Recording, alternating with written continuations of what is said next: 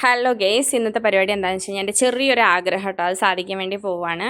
ഇത് നമ്മുടെ സുശീലാക്കിയാണ്, പുള്ളിക്കാരി എനിക്ക് ഈർക്കിലിയാണ് ആവശ്യം. അപ്പോൾ അത് എടുത്ത് തരാൻ വേണ്ടിയിട്ട് പോവാം കേട്ടോ. അവരുടെ സാധനങ്ങളൊക്കെ എടുത്ത് വെച്ചേക്കുന്ന സ്റ്റോറാണ് കേട്ടത്. അപ്പോൾ ഞാൻ അതിൻ്റെ ഉള്ളിൽ പോയി ജസ്റ്റ് ഒന്ന് എത്തി നോക്കി. അതിനകത്ത് കുറേ ഉരുളക്കിഴങ്ങൊക്കെ ഇട്ടിട്ടുണ്ട്. ഇപ്പുറത്തെ മുയലിനെയൊക്കെ വളർത്തുന്നുണ്ട് കേട്ടോ. ഫാർമസിയുടെ ആവശ്യത്തിന് വേണ്ടിയിട്ടാണ് അത് വളർത്തുന്നത്. അത് കഴിഞ്ഞ് സുശീലാക്കി എനിക്ക് ഈർക്കിലി എന്നാണ് പറഞ്ഞ് 2-3 ഞാൻ ചോദിച്ചത്. പക്ഷേ ചൂല അങ്ങനെ എടുത്തുകൊണ്ട് വന്നു, ആവശ്യത്തിനുള്ള എടുത്തിട്ട് പോയിക്കോളാൻ പറഞ്ഞ്. അതിൽ ഞാൻ 4-5 ഈർക്കിലിയൊക്കെ എടുത്ത് റൂമിൽ വന്നു കേട്ടോ. റൂമിൽ വന്നിട്ട് ഞാനും അപ്പുകൂട്ടനും കൂടെയാണ് ഇന്ന് പട്ടമാണ് ഉണ്ടാക്കാൻ പോകുന്നത്. ഇവിടെ കുറച്ച് കാറ്റൊക്കെ ഉള്ള സ്ഥലമാണ്. അപ്പോൾ പട്ടം ഒന്ന് പറത്തി നോക്കാമെന്ന് വിചാരിച്ചിട്ടാണ്. അപ്പുറത്ത് കുട്ടികളൊക്കെ പറത്തുന്ന കാണുമ്പോൾ എനിക്കും ചെറിയൊരു ആഗ്രഹം.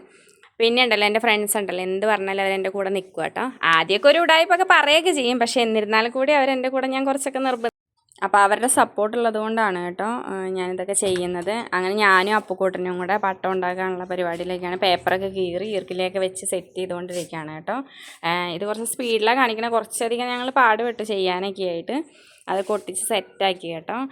നമ്മൾ ടേപ്പ് വെച്ചിട്ടാണ് ചെയ്യുന്നത്, കാരണം പശ വെച്ച് ഒട്ടിച്ച് കഴിഞ്ഞ് ഇരിക്കാൻ കുറേ സമയം എടുക്കുമല്ലോ. ഇത് കുറച്ച് കഴിയുമ്പോഴേക്കും പറത്തണം എന്നുള്ള ആഗ്രഹത്തിലാണ് കേട്ടോ. ഇതാണ് നമ്മുടെ പട്ടം കേട്ടോ. ഇനി അടുത്തത് നൂല് കെട്ടണം.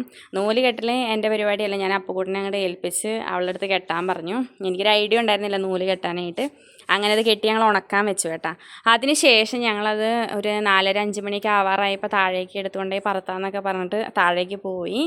താഴെ ചെന്ന് നോക്കിയപ്പോൾ കാറ്റൊന്നും ഉണ്ടായിരുന്നില്ല കേട്ടോ കൂട്ടുകാരെ. കാറ്റ് ഞാൻ പിന്നാലെ ഓടിച്ചിട്ടൊക്കെ കാറ്റുണ്ടാക്കേണ്ട അവസ്ഥ.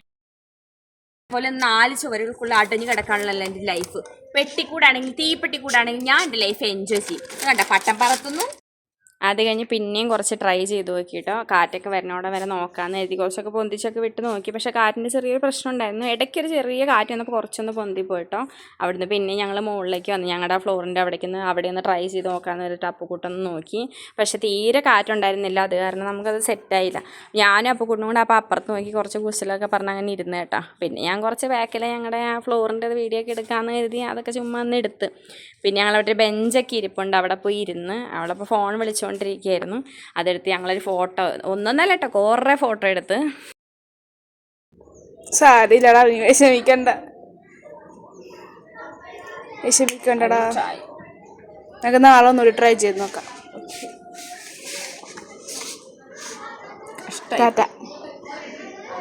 അപ്പം ഇന്നത്തെ വിശേഷം അത്രയേ ഉള്ളൂ ഗൈസ്. ലൈക്ക് ചെയ്യുക, സബ്സ്ക്രൈബ് ചെയ്യുക, ഷെയർ ചെയ്യുക. Thank you.